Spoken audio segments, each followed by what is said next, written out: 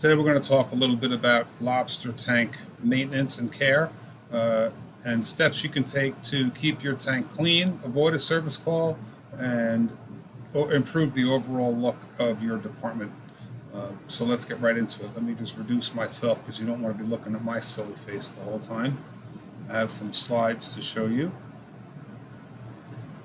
So live lobster tank care and maintenance. First, it's important to understand the relationship between ammonia and bacteria. So let's talk a little bit about that because there is a relationship between the two. And in the food service world, the word bacteria is a bad thing. It's like skull and crossbones. Nobody wants to hear about bacteria in a food service establishment, a supermarket, a restaurant, or in a kitchen. So, but in an aquarium, which is what your lobster tank is, it's an aquarium. No different than that goldfish bowl on your desk to the big exotic aquarium attractions, all over the country. An aquarium is an enclosed environment in its own unique individual ecosystem. So it's important to understand some basic science that's going on within that water. And there is a relationship between ammonia and bacteria. Ammonia specifically is toxic, and it's created by the animal, the lobster, that's in your tank, which is why purging is so important. But we're going to get into purging. But understand that lobsters will urinate and defecate in the water all day long, and that waste is toxic. And if not controlled properly, then that toxicity could result in fatalities. So how do we control that? It's with bacteria. And bacteria is a part of the natural ecosystem that's going on inside that tank, but it's also vital to consume, which bacteria is a live organism. So understand, bacteria, there's millions of strands. Bacteria in an aquarium is what will consume the ammonia. The bacteria live off of the ammonia that's in the tank. If you have 10 pounds of lobsters in your tank, safe to assume you only have about 10 pounds worth of bacteria in your tank to consume the waste from that 10 pounds of lobsters. And why that's important is because if you have too many lobsters and not enough bacteria, then those lobsters are going to create waste, which is ammonia, and then you're going to have a toxic environment. So we want to maintain that ammonia-bacteria balance, and you'll never really have more bacteria than you do have ammonia in the tank. And the ammonia comes from the waste of the product in the tank. So like I said, if you have 10 pounds of lobsters, safe to assume you have enough bacteria to consume 10 pounds of lobsters worth of waste. Now, if you have, in the event that you are, let's just say for argument's sake, it's Friday afternoon, you have a lobster sale breaking on Sunday, so you have to order in lobsters. You have approximately 30, maybe 40 pounds in your tank or less, and you get in a lobster delivery now because your lobster sale breaks on Sunday.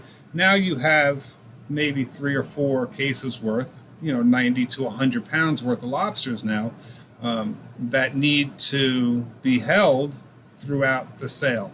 So understand that you can't just put all those lobsters right into the tank, because what you'll do is you'll actually spike the ammonia. And so if you have the 30 pounds in your tank, you can only add 10 to 15, maybe 20 pounds at a time per day until you've reached total capacity. We always suggest, especially in the supermarket world, but it's for restaurants as well and for independent retailers. If you have a lobster sale and you're going to sell probably double or triple what you normally would sell in lobsters, sell them out of the box. Do the best you can. Mythbuster number 1. Many companies will say, put the lobsters in the tank because we want the water weight. And that's the amount of water that will add to the weight of the lobster is so minimal. And by loading your lobsters into the tank, the risk is much, much greater than the reward. So take that example that I had given. If you have 30 pounds of lobsters and you go and put 60 more pounds in there, you've spiked the ammonia and your lobsters are going to start to die off. Well, what you would have gained in that little bit of water weight, you just lost in lobster fatalities. So in the event of a lobster sale or high volume times, try your best to sell them out of the box. However, we do want to put them in the tank because that's what your tank is there for. So, let's just understand the relationship between ammonia and bacteria. In the food service world, bacteria is bad. In an aquarium, bacteria is good. And if you're going from what we like to say 0 to 100 pounds in your tank, you have to slowly add those lobsters into the tank, and slowly meaning a few pounds per day. Especially with a new tank or with one that has just recently had 100% water change. In a new tank, it's safe. There's zero bacteria in that water, and with a tank that just had a water change, when we take 100% of that water out of the tank, you're taking out also 100% of that good bacteria. So, it's important not to crash your tank or overload it, because you don't want to have to do 100% water change, because basically what you're doing is 2 or 3 steps forward and about 5 steps back. So let's try everything to avoid a water change. However, so you did a water change or you have a brand new tank, there's what's called an 8-week cycling period, and that's like what we call the break-in period.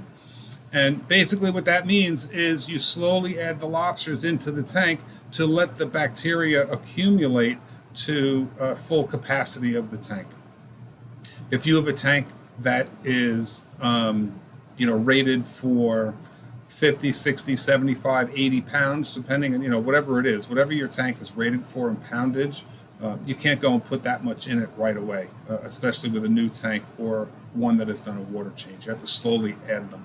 And it's typically an 8-week cycle. And by the way, that's science. There's really nothing we can do about that. There's no chemical or there's no response you can take to speed up that process. It's a long and it's a long process, and you have to have some patience there. So you want to limit your loading with a new tank, and especially after a water change. And that's because of that ammonia-bacteria relationship I just spoke about. So understand bacteria is a live organism, and bacteria will consume the ammonia.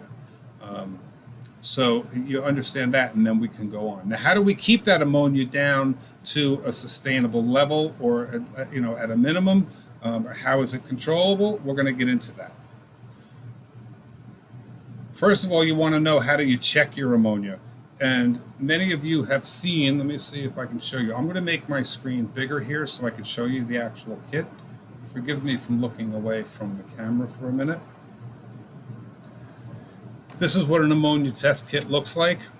It's a chemical type of an ammonia test kit, and these are sold through your local paper distributor, Bunzl, Imperial, Jersey Paper, whoever you're buying your local paper, your paper goods from, your deli containers, your wrap paper, whatever. Ask to see if they have lobster tank supplies. Chances are they're going to have this ammonia test kit.